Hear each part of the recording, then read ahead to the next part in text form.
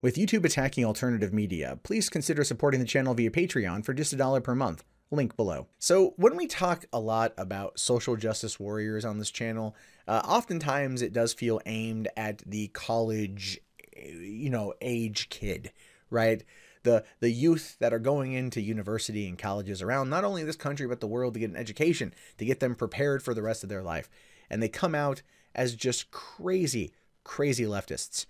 And as a result of this, we see certain things like this where universities continue to hire faculty that meet diversity quotas, and they're leaving out white men. Now, to people who are on the college campuses, they don't care about this. White men have had it too good, too long, and it's time that they take a back seat to everybody else. But if you're like me and you believe in equality, true equality, meritocracy, it should be the best person for the job who gets the job. And I frequently like to say this. Last Week Tonight with John Oliver, whether you like the program or not, has a really awesome way for hiring its writers. They remove their names. They look at the merits of their resume, and that is how they proceed. And that is an awesome way to go about that. Now, it says here that in December 2015, the University of Louisville came under fire for a job posting in its Department of Physics and Astronomy that the position would have been filled by an African American, Hispanic American, or Native American Indian. And that is something that would get anyone to come under fire for. That's a load of crap to try to segregate a job posting. It caused a firestorm of controversy, with some calling it inappropriate and even a violation of federal law. The ad was quickly taken down and blamed on an error. No, you don't use those specific terms and say that it's an error, not an error. Less than a year later, the same university announced a $2.4 million earmark specifically for the purposes of hiring diverse faculty. In an email to the College Fix, campus spokesman John Carmen said at the time, while campus leaders are committed to diversity, overlooking qualified non-minority professors to meet that goal is not part of our strategy. But they say here, is that just lip service? Probably. Goes on to say, law professor Brian Leiter, director of the Center for Law, Philosophy, and Human Values at the University of Chicago, recently penned an analysis in the Chronicle of Higher Education that argued that there is a real problem with hiring committees told by deans that despite what the job posting says, the selection must meet some sort of diversity criteria. And you do hear a lot about this kind of stuff from college campuses. It's very common, and albeit still utterly ridiculous. What generally tends to happen is they want to fill these quotas so then they can put out there that they are inclusive and they're diverse, even though when they start pushing these agendas, as we've seen for the last couple years now, the more hardcore they push these agendas, the more people stop going to school. Look at University of Missouri and the situation involving the student walkout there. It hurt admissions. They're still down because the school bent over backwards for the protesters and for the students that were acting like idiots, and it hurt them. But this kind of backwards, under the table diversity hiring does nothing for the person they're hiring for. It doesn't. Because how would you feel if you were Black, Hispanic, Asian, Native American, and you go in for this job, you get the job thinking you did it based upon your own merits, your own abilities, and the content of your character. And then later on, you find out that they only hired you because of the color of your skin. Doesn't that, in and of itself, kind of come across as racist? And wouldn't that make you, as that person, really not feel good about your job, really not feel good about the work you're doing, and then question everything that you do there? It would. It would destroy morale. Why? Because, you just want to check that box. You just want to fill that quota. That's where it's at, and that's horrible. It says here, any seasoned academic who's been involved with job searches knows there are two sets of criteria for some positions: the ones on the published ad and the hidden ones. The dean says we must hire a woman at this time, reports the chair. Or the dean says the department's lack of racial diversity is becoming a problem. You've got to fix that with this year's search. And those should not happen. They shouldn't happen. If the person is right for the job and their resume and their experience lines them up for that position, then the best person should get that position. When you start trying to break it down based upon skin color or gender diversity, you're not doing anyone any favors. While he points out that the hidden criteria can include spousal favoritism or highly nuanced jobs that only attract certain types of applications, his column largely zeroes in on race or gender. He notes that it's not always the deciding factor in hiring decisions, but often it is, and that is a violation of law and an affront to qualified candidates who think they have a fair shot. Which is true. But the thing is, you got to prove it, right? You got to prove it. And that's kind of where I think everything falls apart. Now, he says we should pause to note that lying is what's at stake. When you know the dean will not approve a male hire, then soliciting applications without regard to gender involves intentionally misleading, i.e. lying to male job seekers, which is true. If you are told to hire someone specifically based upon their gender, yeah, you're going to be lying to anyone who's not that gender when coming in. And that can be illegal if it comes out. But the thing as it is, though, is that ultimately, again, you have to prove it, and proving it is very hard. Now, in interviews with the College Fix, some professors agree diversity hires are a very real thing.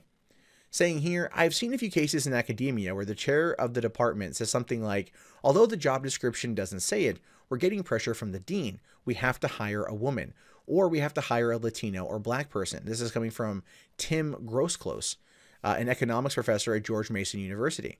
And it's nothing new either, apparently. Longtime Marquette University professor John Adams recalled that in the 1980s, a dean of arts and scientists decided the philosophy department needed women, and it was virtually all male, and instructed the chair that the next search must hire a woman. Most members of the philosophy department were unaware of this stipulation and were surprised when faced with a short list of all women. McAdams said most of the job candidates are selected by merit, but not always, which is how it should be, selected by merit. When they're not, again, it does a disservice to the people who also work there, who did get hired on merit. It does a disservice to the students who are trying to achieve the best that they can based around this level of academia. Now, it goes on to say that one woman hired in the early 90s was indeed less qualified affirmative action candidate. Due to a fluke, one member of the department wanted to suck up to people he knew in her graduate department at Rutgers. Otherwise, in the political science department, all hiring was actually based on merit. This woman was as well as one faculty member was let go when enrollments tanked. Now, there may be circumstances under which a department should be permitted to hire, for retention reasons, the spouse of a crucial faculty member, but it should not be permitted to do so under the guise of a real job search and at the expense of soliciting hundreds of pointless applications. Which, look, nepotism and cronyism is a thing. We're never going to be able to get away from that thing, period. I think we all know that at this point. And look at Brett Weinstein. His wife worked with him on Evergreen State College, and when he got into his situation, she also felt the pressure and she left too. And as a result of that, she sought a settlement with the school and was able to get it because of the unsafe nature of the campus, because they had given in to the students and their demands and let the inmates run the asylum. So even though that was probably some element of a nepotism thing, it still ended badly. So it shows you that, like, while these things can happen, no one's ever protected. Now, yet some universities continue to openly flaunt the law and notion that hiring the best candidate, regardless of race or gender, should always be top criteria. Consider Barnard College, which last year pledged to hire professors based on skin color to advance social justice. The effort came just a few years later, after its sibling institution, Columbia University, dedicated $30 million to hire minority and female faculty. That is just insane to me. You're dedicating $30 million to hire non-white males, right? And the thing is, when you say it like that, it comes across as like, whoa, like, what do it sounds really bad, but that's kind of what it boils down to here. You've got this situation where, you've, you want there to be people who, like, you want the best person to be there. You want the best person to be in the job. And they're bringing in $30 million to fill a quota. And I understand, like, there are pro-affirmative action people out there that will say it's a good thing. Affirmative action is a good thing. It gives people who maybe weren't ever going to be given a chance. And in some cases, that's absolutely true. And that might be a thing here in some cases. That's absolutely true. But when you look at the general idea of meritocracy and hiring someone based upon how good they are and that they're the best fit for the job, you start to realize that that risk of hiring the wrong person to fill a quota is not worth the overall reward. Once word like this gets out, people will just stop going. And we already know that colleges as a whole are probably going to take a hit here in the next couple years, simply because the average student that graduates with a bachelor's degree is about $31,000 in debt, according to 2016 study, I believe. Now, at the time of the 2012 Columbia effort, famed anti-affirmative action attorney Roger Clegg explained why it was illegal, saying the federal courts never recognized a diversity exception to Title VII and are unlikely to. In fact, when that issue was about to be decided by the Supreme Court in the late 1990s, the civil rights establishment hastily raised enough money to settle the case. Later, in his January 30th piece, the Chronicle of Higher Education wrote that such practices remain illegal, saying any faculty member who suspects racial or gender bias of any kind in the hiring process should be reporting to that university's lawyers. The remedy for unlawful bias in a faculty search is not lying to applicants and breaking equal opportunity laws. What's more is he argued rationales for diversity hiring are dubious, which they are. No, they always are. Like, again, this is like, these kind of subjects are hard to discuss simply because when you talk about them, there are people out there that assume that because I'm critical of this, that I'm saying like, you should only hire white males. I'm not saying that at all. I ultimately, like I said at the very beginning of this particular piece, remove people's names. Remove their names and just base it off of their resume or their CV. Go with that and see what that does.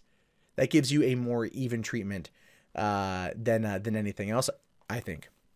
Now, he says that the evidence that there are pedagogical benefits to having a demographically diverse faculty is close to non-existent. Even if there are morally compelling reasons to give preferences to the descendants of victims of various discriminatory practices as a matter of Jesus Christ, this guy likes to use big words, compensatory justice, the problem right now is that legally institutions cannot openly draw such distinctions in their hiring practices. Now, that's the thing, is trying to sit there and say that they want to do this is illegal. I think putting that out there is illegal. And if you come across it, turn them in. That is the only way this stuff is going to stop. Right? That's what it boils down to. It's the only way this is going to stop. And I really do hate the fact that we live in this world where that is a thing. I don't like the sins of our past. I don't like any of that stuff. But we're in an age where people would rather hold on to the past. And I'm talking like, multiple factions want to hold on to the past for different reasons. And that's not what's going to move us forward. Neither are these kind of hiring practices where they want to fill a diversity quota based upon someone's race or gender. Like I said before, if you are a person who was hired thinking you were the right person for the job, and then you find out that you were only hired because of, like, let's say, affirmative action, but you weren't informed of that, how does that make you feel? How does that diminish your work? How does that diminish everything you've done? It does quite a bit. But in the age of social justice warriors, none of these people care. Right? I've talked about this now for coming up on 6 years. I've talked about these subjects. I've talked about this kind of stuff. It hasn't gone away. Wait, the crazy over-the-top social justice warriors on YouTube might have been run off.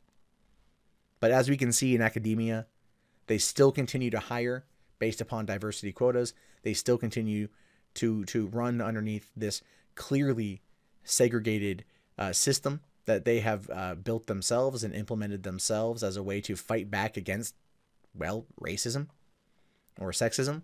They themselves have become absolutely everything that they hate. And it does require more people to stand up and to speak out about that. And ultimately, I look forward to the day where we no longer have to have these discussions.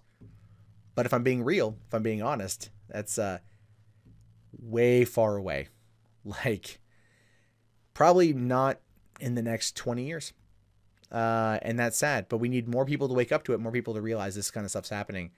And then sit there and say, you cannot have equality while subjugating somebody else. That is not how it works. That's not right. That's not equality. That's bullshit.